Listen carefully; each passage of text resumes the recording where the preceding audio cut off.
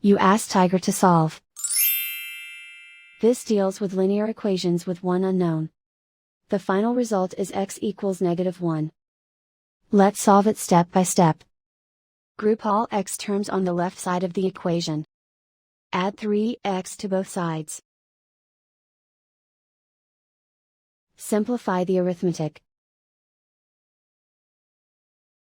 Group like terms. Simplify the arithmetic. Isolate the x. Divide both sides by 7. Simplify the fraction.